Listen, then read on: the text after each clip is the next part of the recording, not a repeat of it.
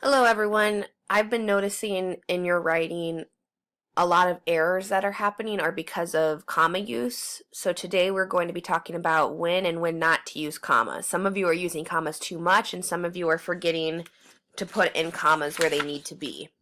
And I feel like I'm writing the same thing on papers a lot, so I want to address this problem. So there are different comma rules. The first rule we're going to talk about, and some of these you probably already know, but some of them you may not, is the first time you're going to use a comma is when you're listing things. So for example, you may say, I went to the store and bought oranges, apples, and squash. I list these things, so I need to put a comma here so the reader knows that there's a pause and that you're talking about more than one thing and not just a group of things. So oranges, comma, apples, comma, and squash. You also need this comma before the word and at the very end. Or you may list actions or things that you were doing. So I went to the store, bought a tablet, and then went home. You also need commas there, so that's when you're listing things. The next time you're going to use a comma is when you are addressing someone by name. So if I'm writing and I say, it's normally when someone's talking to somebody else, can you grab the remote, Justin? You have to put a comma before his name to show that you are addressing that person. You're talking directly to them. You're asking them to do something. Or you may say, if it's in the middle of the sentence, you may say, come over here, Danny, and we can talk. When it's in the middle of a sentence, but you're still addressing the person, you don't just put one comma here. You need to have two. And whenever you see something with two commas around it like that, like how these are, it means that you can take whatever's inside those two commas out of the sentence and the sentence will still make sense. So let's see if that happens. If I take this name out of the sentence, does the sentence still make sense? Come over here and we can talk. Yes, it still makes sense. That's why you put two commas around, one at the beginning and one at the end of that. So when you're addressing someone by name, you have to have a comma.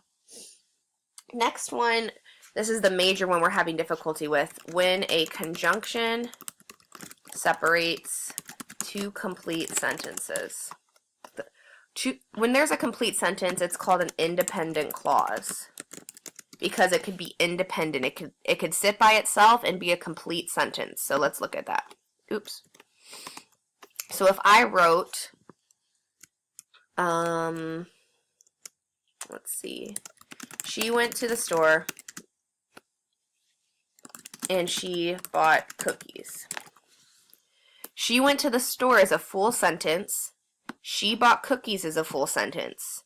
Therefore, because I have this conjunction here and it separates two complete sentences, I need to put a comma before it.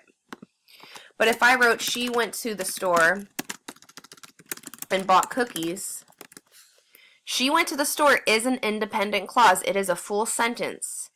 But bought cookies is not an independent clause. It is not a full sentence, so we do not put a comma here. A lot of you are putting commas here, even though this is not a full sentence. And a lot of you with this one, like examples like this, you're forgetting to put your comma. You have to put a comma if you have a conjunction word that separates two complete sentences.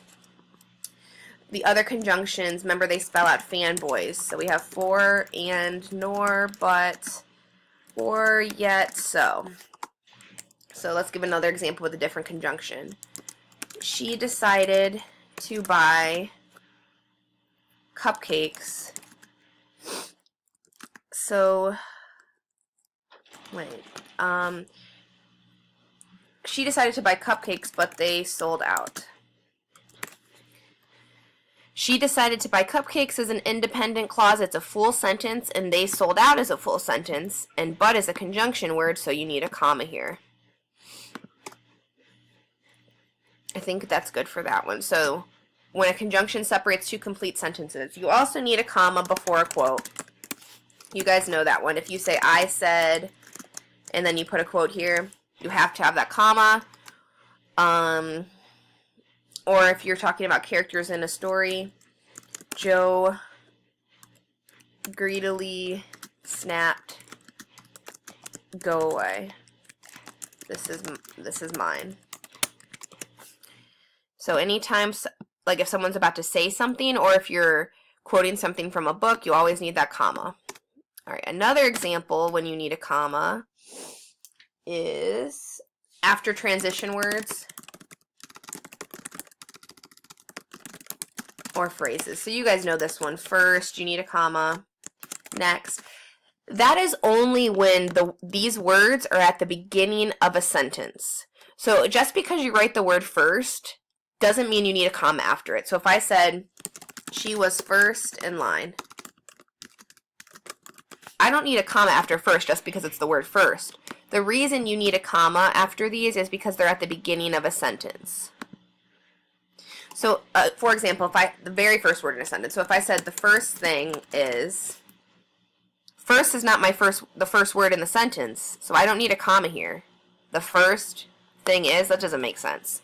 Only when you're using it as an introduction is when you need the comma after it. Okay, next one is after interjections. Interjections are words at the beginning of a sentence like wow, or yes, no, phew, zoom, or boom. Let's look up some more interjections.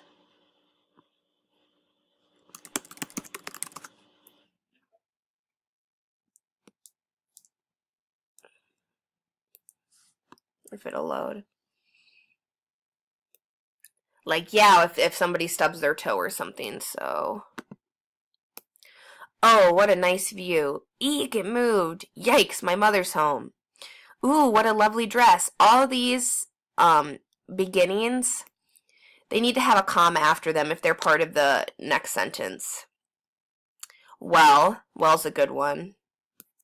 Really? Are you sure? So let's see here. So like, especially these ones. Yes, I want to go with you. No, I'm not ready yet. You need commas after these. Wow, I can't believe it. Need a comma after them. They're called interjections. It's kind of like interruptions. They're like the first. Normally they show excitement. Okay, so that's interjections. The next time you're going to use a comma is when you're explaining more about the subject of your sentence. These are called appositive phrases. This is probably something you haven't heard of yet. But it'll seem familiar once I start explaining it. So let's say I want to say, Dr. Coleman, my family's doctor was at the store today. See this part here, my family's doctor? That's explaining more about the subject of the sentence. The subject of the sentence, who it's about, is Dr. Coleman. This information is providing more information about him. So what we need to do is put commas around this phrase. It's called an appositive phrase. So Dr. Coleman, comma, my family's doctor, comma, was at the store today. It's kind of like what we were talking about above with the, let's see, how we could take this name out and the sentence would still make sense. If you look at this appositive phrase, if I took out this part, my family's doctor, it's only giving more information about him. If I took it out, would the sentence still make sense? Dr. Coleman was at the store today? Yes, it still makes sense. That's why you need to put commas around appositive phrases. Another example is, my sister Claudia was at soccer practice. Subject of the sentence is my sister. Claudia is giving more information about the subject of the sentence. It's giving more information about the sister. I could take that word out. That's why I have it around with commas around it.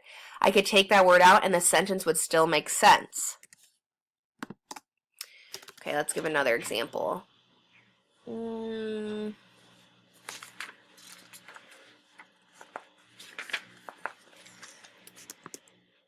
Jeannie, the girl who plays clarinet, wasn't at band today. So the girl who plays clarinet is in a positive phrase. It's giving more information about Jeannie. I could take this out and the sentence would still be grammatically correct. That's why I have commas around it. It's called an appositive phrase. It gives more information about Jeannie. You need commas around appositive phrases. And we'll practice that. Okay, let's see. Are there any more things that I'm thinking about? I think that's it for now. So what you're going to do is you're going to be practicing some of these rules.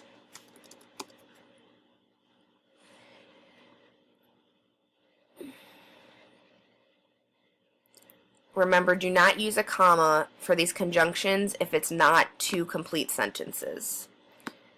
If there's a conjunction in the middle, they have to be two complete sentences.